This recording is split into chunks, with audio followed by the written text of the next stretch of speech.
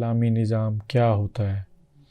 اس سوال کی وضاحت کے حوالہ سے کوئی اتنی زیادہ کلیئرٹی آپ کو نہیں ملے گی علماء کرام کے بیانات میں، اور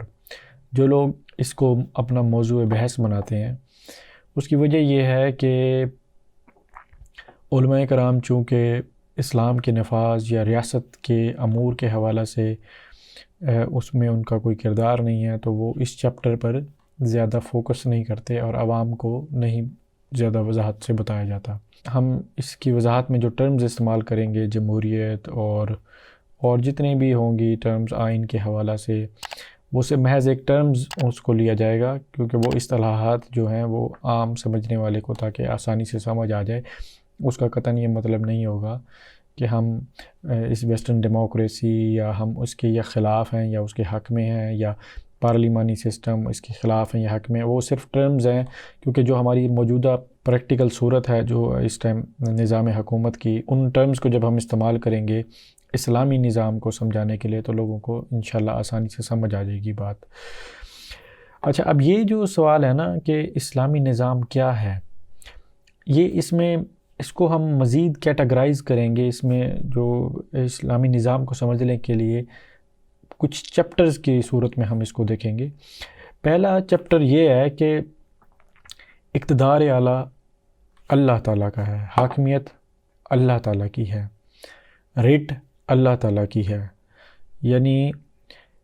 اقتدار ہو، حاکمیت ہو، بالادستی ہو، اور جو رٹ ہے حکومت کی یا جو بھی طرز حکومت ہے اس کی رٹ، وہ محض اللہ تعالیٰ کا حق ہے اور اللہ کا خاصہ ہے۔ تو اسلام کا نفاذ سے پہلے اسلام کی رٹ قائم کرنا، اللہ کا اقتدار قائم کرنا ضروری ہے۔ یعنی اس کو اب پاکستان کے تناظر میں اگر ہم دیکھیں گے، جیسے میں نے کہا کہ ہم جو موجودہ سسٹم ہے اس کے تناظر میں آپ کو ایکسپلین کریں گے کہ ایک ہے آئین پاکستان،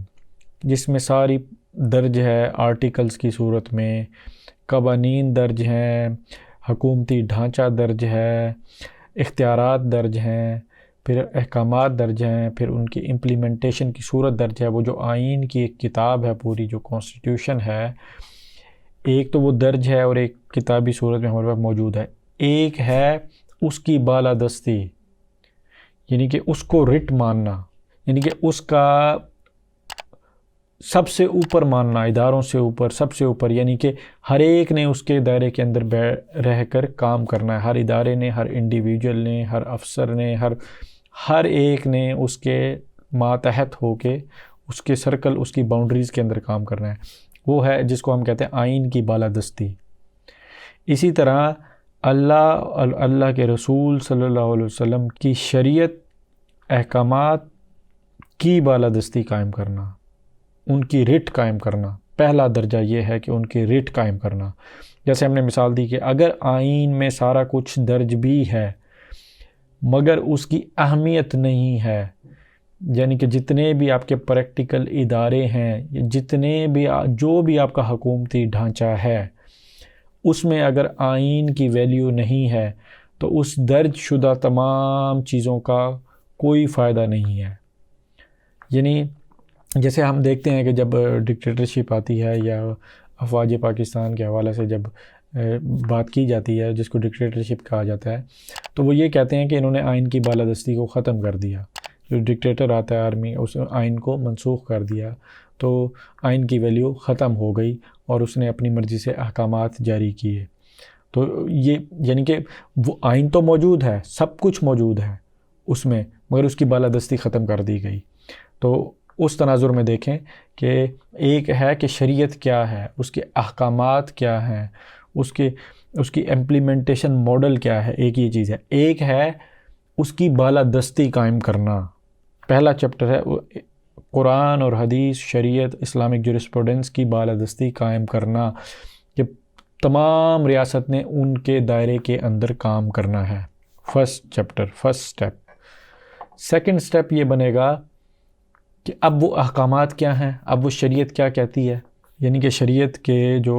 احکامات اور پوری جو اسلامک جورسپروڈنس ہے وہ درج کرنا ایک کتاب کے اندر جیسے آئین کی آپ کتاب لے لیں اس میں درج کر دیں، یا ڈائریکٹ قرآن و حدیث سے آپ اخذ کریں، اس فقہ اسلامیہ سے اخذ کریں، اور آپ کی علماء کی کوئی ادارہ بنا ہو یا علماء کی کوئی شورا بنی ہو ان سے احکامات لیں. یہ دوسرا چیپٹر ہے. یعنی پہلا بھی لازم ملزوم، دوسرا بھی لازم ملزوم، دونوں کا ہونا انتہائی ضروری ہے. اب تیسرا چیپٹر بنتا ہے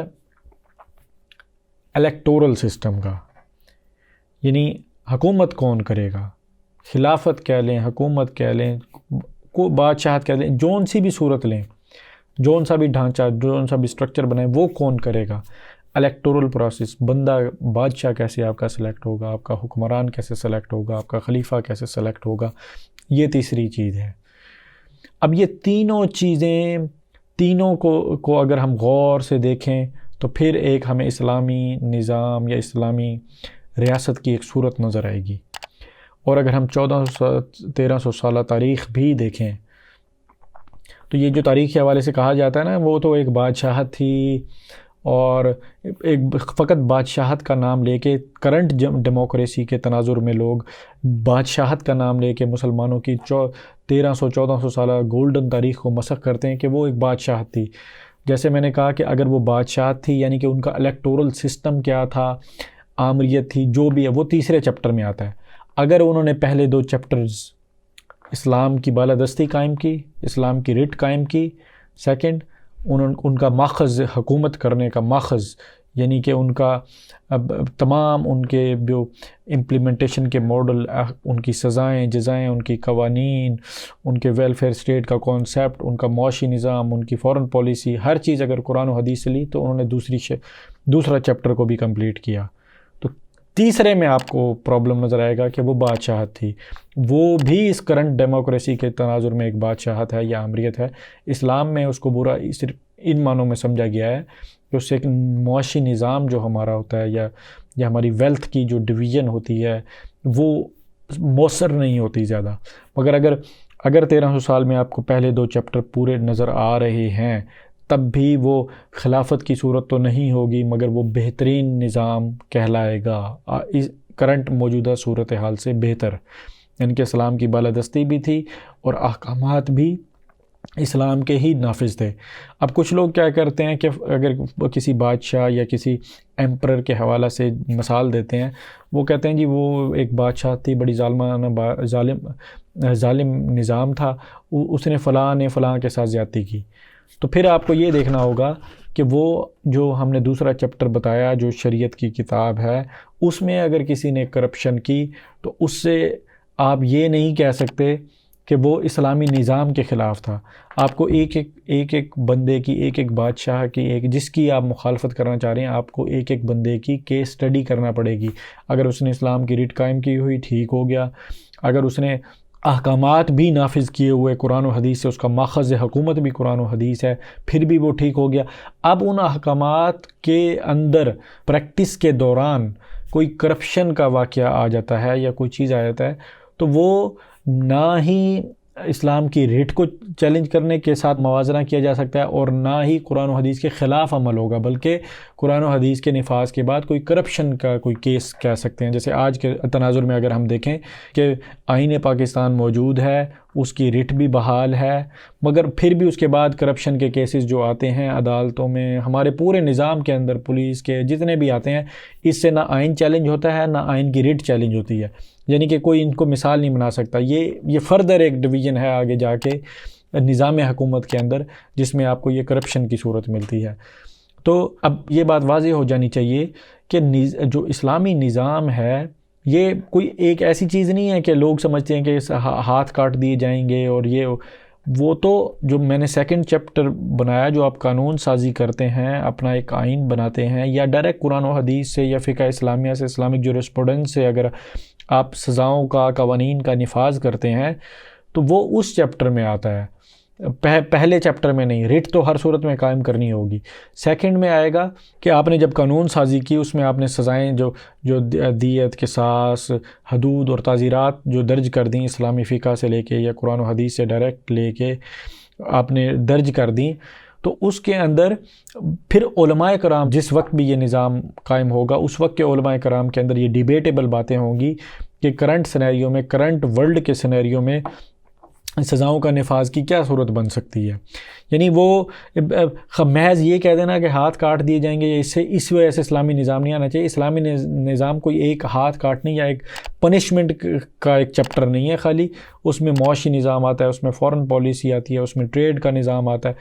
ٹریڈ کے قوانین ہیں، وہ سارا آپ ڈالتے ہیں اپنے یا آئین کے اندر ڈالتے ہیں یا ڈائریکٹ اخذ کرتے ہیں. تو اس میں ایک ایک چیز پھر مزید ڈیبیٹیبل بن جاتی ہے. علماء کرام اس کو ڈیبیٹ بناتے ہیں، علماء کرام اس پہ اجتہاد بھی کرتے ہیں اور کرنٹ سینیریو میں ہر ایک چیز کا حل دیتے ہیں. اور تیسرا الیکٹورل سسٹم میں ہماری یہ بحث بنتی ہے. کوئی کہتا ہے خلافت ہونی چاہیے، کوئی کہتا ہے یہ ڈیموکریسی اسلامی نظام ہے. جو یہ کہتا ہے کہ یہ ڈیموکریسی اسلامی نظام ہے وہ بھی میرے حساب سے غلط کہتا ہے، کیونکہ اسلامی نظام میں خالی الیکٹورل سسٹم نہیں ہے کہ کیسے سلیکٹ ہونا ہے. جیسے میں نے وضاحت کی کہ اس کے مزید چیپٹر ہیں، مزید اس میں ہر ایک چیز پہ جانا پڑے گا. جو کہتا ہے صدارتی نظام اسلامی نظام ہے، خالی محض سلیکشن الیکشن کے پروسیس کو اسلامی نظام نہیں کہتے. یہ تو اگر آپ کا جو کرنٹ موجودہ دور میں آپ جسے آمریت یا بادشاہت کہتے ہیں، اگر وہ بھی آ جائے نا، آپ کی یہ ڈیموکریٹک ویلیوز کو ختم کر کے الیکشن سلیکشن کے بغیر خود زبردستی آ کے ڈنڈے سے یا کسی کوئی بادشاہ آ کے قائم کر دے، مگر وہ پہلے 2 چیپٹر یعنی کہ اس کا اسلام کی رٹ بحال کر دے اور دوسرا اس کا جو طرز حکومت ہو اور اس کا حکومت کرنے کا جو ماخذ ہو وہ قرآن و حدیث ہو، تو وہ اسلامی نظام کے قریب ترین بندہ ہوگا. گویا کہ اس نے کرنٹ ڈیموکریٹک سسٹم کے الیکٹورل سسٹم کو اس نے فالو نہیں کیا. تو لہٰذا تیسرا جو ہے نا الیکٹورل سسٹم، اس میں آپ کوئی بھی صورت بنا لیں، پارلیمانی بنا لیں، پریزیڈنشل بنا لیں، کوئی بھی صورت آپ بنا لیں، اگر آپ نے اسلام کی رٹ بحال کر دی اور آپ کا آئین یا آپ نے قرآن و حدیث کو آئین کی شکل دے دی،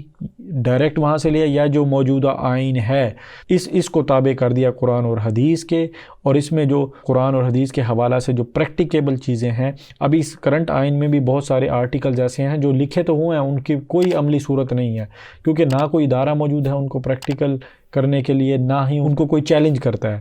تو آپ جو بھی ماڈل اپنائیں گے اپنے سلیکشن الیکشن کا،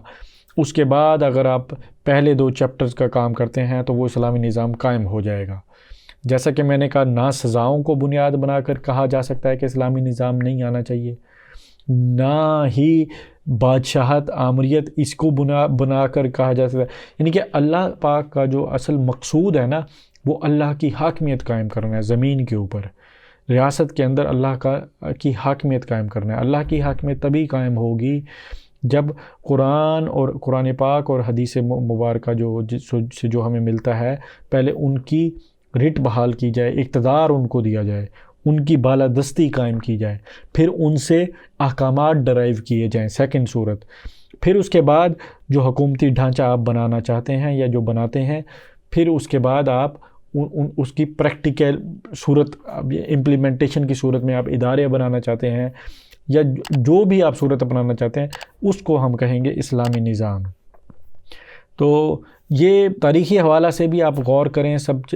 بادشاہتیں بھی آئیں، کیوں ہم انہیں گولڈن پیریڈ کہتے ہیں؟ اس لیے کہ انہوں نے وہ جو پہلے 2 چیپٹر ہیں نا، ان کا نفاذ انہوں نے کیا، نفاذ شریعت بھی کیا اور رٹ بھی قائم کی. تیسرے چیپٹر میں جو آپ کہتے ہیں نا الیکشن سلیکشن، وہاں پہ آپ بس اگر آپ کرنٹ ڈیموکریٹک سسٹم میں اگر آپ ان کو کرٹیسائز کرنا چاہتے ہیں تو آپ کے پاس بس وہ تیسرا ایک چیپٹر بچے گا، مگر وہ قریب ترین رہے گا اسلامی نظام کے. اور اگر آپ کو کوئی کرپشن کے کیسز بنتے ہیں، کوئی ناحق قتل کے، تاریخ کے حوالہ سے میں کہہ رہا ہوں، تو وہ ایک ایک چیز پر آپ کو جانا ہوگا. آپ ایز اے ہول اس کو کویشچن نہیں کر سکتے اور ایز اے ہول ان کو غلط نہیں کہہ سکتے.